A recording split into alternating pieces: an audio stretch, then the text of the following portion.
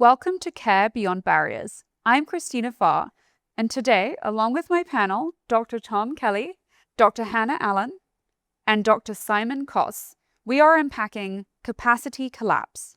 With clinicians stretched beyond capacity, how do we support care delivery? And what role could AI play in easing the pressure safely? All right, I'm going to kick us off with a question that may seem obvious, but I feel like it's one that we do not talk about enough. And that's the question of, why do we not just make more doctors? Tom, over to you. I mean, some countries have. So in Australia, we have a lot of medical students, a lot of medical schools that opened. Often the bottlenecks are in training and specialization. So again, this is very Australia specific, but there's no connection between like the actual demand for a certain specialty or practice and entry. So you have a lot of maybe city-based, students coming out of the best universities who want to practice in the city, but actually a lot of primary care and being a GP, we need in the country or we need in a rural area. Or maybe we don't need GPs, we need plastic surgeons who are willing to operate in wherever the actual need is. So I think it's maybe not unintuitively not about having resources, it's more like about allocation of those resources more effectively. But there's like so much to get into, like the specialist colleges and like what are their incentives. Like when I was a vascular surgeon, there were, I think, 70 registrars, and any given year they would take anywhere from 2 to like 6 people. So you've got like, best and brightest, 1 in 10 get onto the actual training program. So yeah, I think hopefully like connecting the government to the actual need and influencing the positions that are available, maybe funding them, could help with providing the kind of doctors that we need in the right places. Yeah, I was going to say, so in the UK, we did exactly that. We were like, okay, well, there's a shortage of GPs, let's just increase the number of GPs. And so we increased it by 5,000. And all that's happened now, because the logistics, the infrastructure for putting people into their placements was not in place. So we've now got this conundrum where you could be a trainee in a practice, and this is happening all over the UK, and there's no job for them when they finish. They're about to finish, or they've just finished in August, and there's nowhere for them to go, and this is across the board with all of our clinicians in the UK. It's a bit of a travesty. Economically, every time you build a new hospital or you mint a new doctor or nurse, there's enough demand to soak it up. And we just can't keep on building hospitals and churning out humans to solve the demand problem. There's a different way to get ahead of it. Yeah, I mean, I think part of it, as you say, there is potential to solve the problem by changing up potentially the specialties, putting people in geographies where they're needed. There may also be some countries where we do just actually need more care teams, which could include doctors, but then there are all sorts of structural problems that may exist in each different country around the world. In the US, it's very challenging to simply make more doctors because of the funding mechanisms and who's paying for medical school and all of that. So it would require a huge change. And yet we do have a population that's getting older and sicker and much more medically complex. So to your point about a different type of physician that needs to enter into the workforce, do you think we need to shift a lot more of our training to that? Yeah, maybe. I was quite surprised. Like we have some customers in the US who have like 10-month waiting lists for endocrinology or certain specialties. There's just these incredible waiting lists, which to me, I would intuitively think of, privately funded, like the supply demand curve would be fixed and it would create enough demand for the doctors, but it doesn't seem to be the case. So I do wonder if, it means that you have maybe more mid-levels or more nurse practitioners who are enabled with some softwares and protocols, or, for example, could you train a nurse practitioner to safely dose adjust insulin or change an insulin regime for someone who's waiting for an endocrinology appointment? Probably yes, like almost certainly. But it just obviously would create a threat for the endocrinologist and taking away maybe some of their practice. So I guess trying to be selfless and like give away our toys is a good idea. Yeah, I'm not sure. I don't know. What do you guys think? I think it's worth thinking about our model of care. So the whole healthcare system, with hospitals staffed by clinicians, was invented to deal with battlefield trauma, infectious disease, and the demographics of the burden of disease has shifted in our society. When it's lifestyle-induced chronic disease, that's actually best addressed proactively with preventative strategies out in the community. So if we challenge the model of care, then we can think about how we actually might introduce technology to scale differently. So telemedicine, for example, means that you can still have the metropolitan and facility concentration of specialists, but then you can scale their eyes and ears out. If you can defray some of the documentation burden, now you can return time and attention back to care. If you can think about how you bring patients into the model of care, into a self-directed self-management strategy, now you can defray some of that care burden. So I think those new models are really important when we think about getting on top of the modern challenge that we have today and how we deal with it going forward. I was previously at a telemedicine company, and we launched in Rwanda, where there were 12 million people and 800 doctors, right? So that scale of reaching people was really, really challenging. Yeah, there were more smartphones than there were toothbrushes in the country, right? So like we reach people by thinking about a different way of delivering care, a different type of model through the smartphone, and upskilling, different types of healthcare workers. It doesn't always need to land on the clinician and be a clinical job or responsibility. It's often easier, I think, for people to say, oh, can we give it to the doctor? But actually there are, far more skilled nurses that are better at venipuncture and taking blood than me. So we need to think about utilizing the right type of people for the right job and the way that we're working as well. When I think about the health system, it's a recipient of problems that come from upstream elsewhere in society. So if we think about it more holistically, how do we deal with early intervention, homelessness, education, financial support for jobs and the rest of it? Now we actually have a healthier population, which lessens the demand burden downstream on the health system and the people who need to deal with the problems that result. Yeah, I think to your point about telemedicine, it's taken us as an industry a while to recognize that not all telemedicine is the same. So the traditional kind, which most people would think of as really a physician doing a video-based encounter through a screen. And I would argue that is a bit more scalable, but it still requires a unit of your time. And it's very similar to you doing it in person, except you're on a screen. Yeah. But at least you get to potentially see a patient in a more remote area. So it's got that going for it. But it doesn't increase the productivity all that much. Meanwhile, since my kids were young, I've been using it's not even an app, it's a text-based service to text a pediatrician. And to me, that actually does get to scalability for that pediatrician, because they can be simultaneously managing all these text-based encounters at the same time with multiple parents. And oftentimes the answer is, that child has a fever. You know what? Kids get fevers a lot. And I didn't know that as a new parent. I would be terrified when my child got a fever. But so often it's just to walk you off the ledge as a parent and say, I'm not too worried, this is going to be fine. And actually, as it turns out, pediatricians worry about very different things than parents do. So I'm probably using this app, I would say, 5 to 10 times a year. And I would estimate it saved me at least 3 urgent care /ER visits. So I think that is definitely, the next level. And then what you all are doing is much more in AI, which I think is even an extension beyond that. So I'd love to hear thoughts on how you get from, the video-based telemedicine we're all used to, which, is great, but not going to scale Hannah, to the kind of medicine that we need in the future to solve the capacity challenges that we have. Heidi started as an asynchronous history taking tool. So that's where the name came from. We take your history and we help you get to a diagnosis. So Heidi, no one could spell it, Heidi. So I definitely think it's a good model. What we ran into is that the funding mechanisms are impossible. Like there's no incentive for a doctor to manage 10 conversations asynchronously. It also kind of breaks their brain a bit of like, well, how do I get paid for this? Do I count the number of messages, or is there It's really tough. Yeah, it's like, is there you need billing codes for text messages and all kinds of stuff. So then we ended up being relegated to sort of like it'd have to be for repeats or for GLP-1s or for weight loss or for something that you could kind of acquire patients for. So obviously that's the direction we didn't go.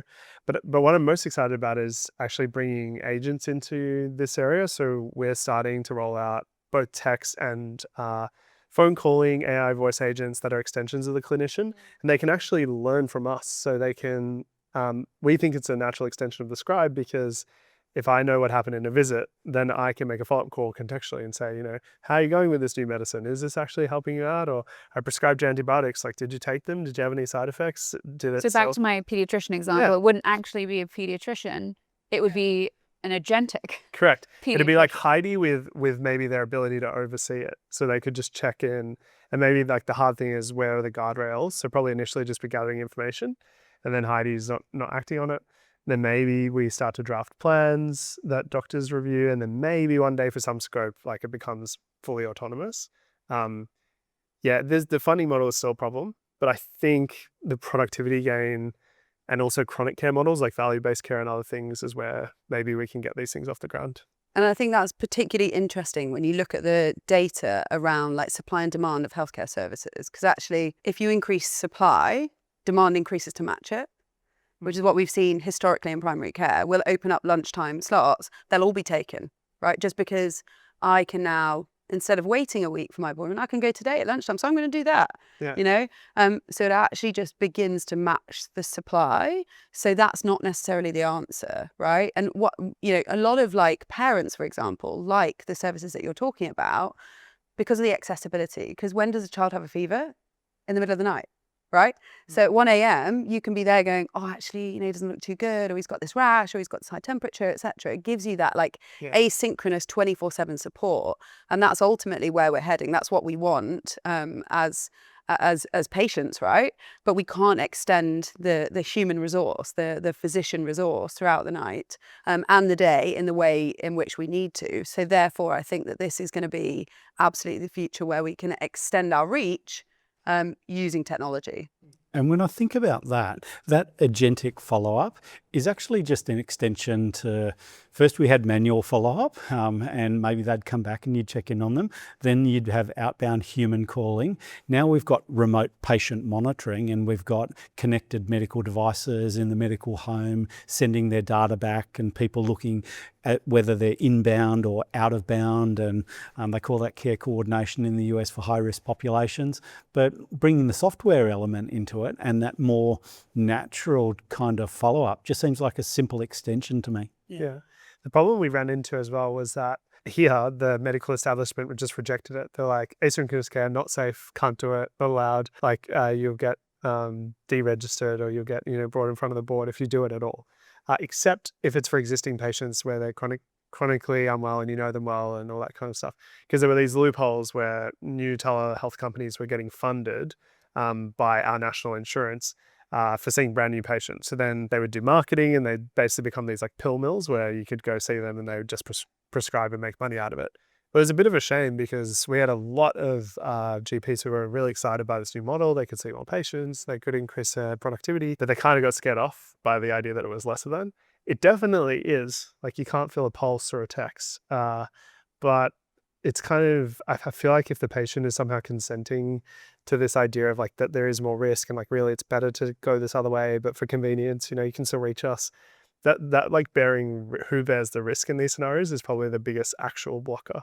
And who gets to say it's an okay model or not. Yeah, I mean, I think the other thing too is with a lot of these asynchronous models is you do have to lean very conservative. So if the patient probably does not need to go to the ER, they might be told to go to the ER, because you do not want to be holding the bag if something goes wrong. So I think the big question there is it genuinely keeping patients out of really high cost settings, or is it not? Yeah. And I think AI, really, it's the same question, because there is still that same liability, and it feels very risky to tell a patient to stay home. Yeah, like 1 in every 100 childhood fevers will be something terrible. Exactly. And every child we speak to, we would bring in. I would never review a child without seeing them, by and large, So I think that risk and balancing that is a very, very tricky balancing act. Yeah. Probably like all things, just have to demonstrate it, like show how it's safe, or come up with like some framework within which it's safe. maybe video as well. I think that will Yeah. happen. It's just not quite there yet. So I'm talking about like the AI watches a video of the child who say, just can you film them for me? And like, are they playing? How are they going? Is this them normally? Are they? So you can still kind of get an idea of it. It's definitely possible, but it will take some innovative sort of partners to prove that it's a good model. Yeah, I think ultimately, like, we will probably have to be responsible, and we'll insure it, and we'll feel comfortable, and our actuaries will feel comfortable with underwriting and insurance for it. Or integrating with some like sensors or like, Yeah, true. Yeah, those kind of things like IoTs or like something that gives you that like 360 holistic view of children or high risk groups, And I think with like governance and compliance and regulatory, there's always going to be edge cases and higher risk groups that you perhaps just create different processes and workflows for to safeguard and guardrail them better. Yeah. We've got some examples out of Australia, and we've got a national telehealth call centre through the 1-800 Health Direct service, and you can see that their spikes in the winter flu season correlate with a decreased demand through to the emergency department. So I don't think these agent calling pathways that do care and advice are for the edge cases. I think they're for the mainstream cases, and there are some people that really don't want to go to emergency, and when they get that guidance and that reassurance that this condition is actually within guardrails and you can safely monitor at home, but please let's get back in contact if things change, then that can defray some of the demand hitting our acute services. Makes a ton of sense. And it reminds me a little bit of an example in the US, which is a group called Crisis Text Line. And at one point I trained to be a coach, and you don't need to be a physician to become a trained provider of support through Crisis Text Line, which is essentially a text messaging based service that a lot of young people use when they feel just an urgent need to talk to somebody when they're in crisis. And they've trained an army of other individuals that have that free time to be able to answer these messages.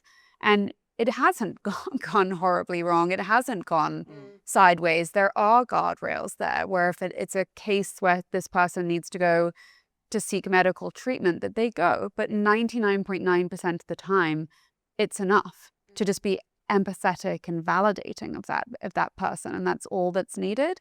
So I do wonder sometimes when we talk about the capacity collapse problem, that we sometimes can just knee-jerk go to a place where we say they need to be seen by a doctor. And then we talk all the time in the industry about augmenting doctors and not enough time about what do we need to create that's not a physician, whether it be subclinical specialties, whether it be peer support, and so many other things that are just so much more scalable than a physician's time, even with AI. Totally. But I also think we need to fix the leaky bucket, right? Like, and stop ignoring the fact that, we were talking before about how the BMA has produced a survey to say that almost 40% of all clinicians in the UK want to leave in the next 4 years. That's huge. How can we think about reducing that kind of cognitive load as well, making it a better, happier, more satisfying workplace?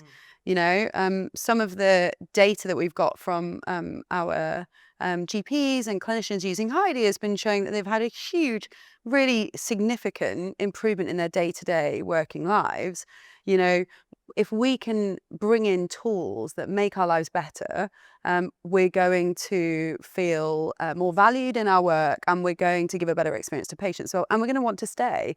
I've got a colleague who is saying that it's bringing joy back to his day job, which is just amazing, but it's a rarity now, unfortunately. Yeah, I do wonder if maybe it's just like all this like annoying like dross that comes with being a doctor, like finding the referral letter or the pathology result or like faxing such and such.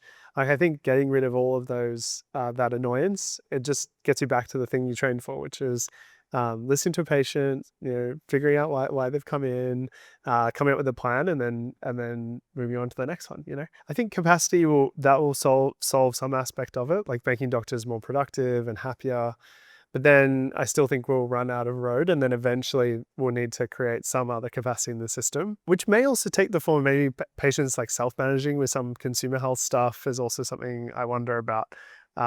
And then coaches and physical Yeah. therapists and nurses, and there's an army of these people that are not doctors. Exactly. I think having accessible information actually increases demand, because Yeah. then it's so much easier to be like, oh, my shoulder hurts after I was lifting weights yesterday. What do you think, ChatGPT? And then it says, oh, you could have, insert like, I don't know, anterior bursitis, or like you've got a shoulder rotator cuff tear. You should really get an ultrasound. So then I go to see a doctor because I could have that. Whereas otherwise I would have just toughed it out and, hoped it got better. So yeah, I think ultimately all roads lead to AI doing some providing of care, I think. But it would probably take longer than we think to make sure that it's safe and in a model that makes sense. That's my perspective. I think AI can support even outside of the traditional doctor model. So you think about health more holistically, and chronic disease needs support from all sorts of people. We're talking families, we're talking carers, and then when you lay a mental illness into it and social isolation in the elderly, there's roles that everyone can play. And that's one of the exciting things that we've found, because we have a product that we don't tell people how it gets used. We see it being taken up in so many surprising and new areas. So that will go out into dental and out into veterinarian and out into disability and social services and employment support and all of these. AI has a role to play in all of those. Han, I'd love your take on this, that women's health, particularly the area of pregnancy, could be a really interesting case study, because we do know that the US has very bad maternal health outcomes, and one factor there is midwifery. Is really not as big as it is in countries like the UK. So we do, of course, have OBGYNs, but that isn't necessarily leading to better outcomes. So we know that there is a crucial role here for a non-physician in this kind of care. But then also it seems to me that there has to be a role for technology, because if you are a patient that's suffering from suddenly something's really swollen and it's the middle of the night and you can't reach anybody, then how do you know that that's even a concerning symptom? It's very possible no one even told you, let alone that you need to emergently get rushed in and taken care of, because, at that point, it could be something that potentially kills you. And, that could have been prevented, or it could have been, subclinical, something that actually is not a problem. It's gravitational swelling, but could have been picked up 2 weeks ago when you first noticed it, right? And I think to the US point, I know that 30% of women live in obstetric deserts, essentially, and have to drive like hours and hours and hours to get to their nearest sort of antenatal And many of them don't go at all. And many of them don't go at all. Which again gets into social determinants related issues. Exactly. I think it's something crazy, like over 80% of them go to less than 5 antenatal appointments. Like, it's huge. And the outcomes there are, really poor in comparison to what it should be. Midwifery is absolutely something where we can use technology to really scale access. And the significant proportion of complaints or presentations to clinicians is actually subclinical in antenatal and postnatal. Baby won't stop crying, or problems with latch, problems with breastfeeding. They don't need to come to a GP or, an obstetrician, for example. They can go to somebody else. They can go to an allied healthcare professional. We live in these disparate communities where we don't have the kind of community support that we used to have years ago. So our reliance on healthcare professionals is so much higher, particularly during that high sort of volume of access phase during antenatal and postnatal care. So I think it's a really crucial point in a woman's life where we do need to be thinking about utilizing technology in these phases. I guess it'd be sort of like a knowledge gap. You just don't know what normal is, or, for week 16, like how big should the baby bump be? I'm experiencing these symptoms. Is that normal? I've been vomiting a bit. Do I have hyperemesis? So I do think like giving access to that knowledge, but I still think like it needs to be authenticated somehow, because when you're searching yourself, you still feel like you're in some sort of like, I don't know, gray area of like, is this actually what a doctor thinks, or is this like some untrustworthy advice that I've just searched badly, or I typed in the wrong thing? Whereas if it could be like, a dedicated path where it's like, okay, like you're pregnant, here you go, like this is your agentic antenatal process, like check in on these days. You should see like any of the following allied professionals that can read all the data that you have from Heidi or whatever system. That would be like a very interesting model, and definitely would be safer than nothing. Yeah, absolutely. So I ran and kind of founded a startup in women's health and postnatal, and we found that women wanted peer support. They wanted to know from someone 2 months ahead in their journey, and to connect with them and sort of have a bit of a mentor essentially. And that was super valuable in a way that augmented the traditional healthcare pathway. So I think there's a place for that as well. And it's inevitable that patients will use tools like ChatGPT. I just recently had a friend that had postpartum preeclampsia, had another friend that had a blood clot during pregnancy, and they're of course taking photos and they're saying the swelling's worse on one side versus the other, showing it to ChatGPT, and ChatGPT is saying this could be really bad. Go in right now. And previously there would be no way to check that. And many women, I think, just knowing my own friend group, but I think this has been studied, will downplay their own symptoms to themselves. Yeah. Until, women will go through all the way through labor, convincing themselves that they're not in labor. And so, I think these tools can be so powerful. Obviously, safety is a huge factor, but to me, like, I've seen it even recently, that the AI has been the thing that has even started to save lives. Yeah, well, exactly. And when we think about safety, right, isn't it safer having something that can provide some accessible answers, as long as they're accurate? And that's, another area that we need to dig into. But in the UK right now, we've got a real problem with accessing to see your GP, right? It's all over the press, take 2 weeks, 3 weeks to see your GP. You can access 24/7 medical advice through ChatGPT, right? So of course people are going to be going there and putting in all of their symptoms when they can't access their own GP for weeks, when they could get an answer in 10 seconds. And I'm just going to go out on a limb and say it's pretty good. I mean, at least from the patient perspective, it's not bad. And I'm sure you will have, it must be different using these tools as a patient as well as a physician. But I think the train has left the station. Yeah. So we could sit here for hours and talk about safety, but it's happening. So then it becomes a question of how do we then, make it even safer, make it even better, knowing that it's inevitable. And it's not just ChatGPT. It's a very human thing to do before you go see a doctor. You'll ask your spouse, your loved one, someone in your family.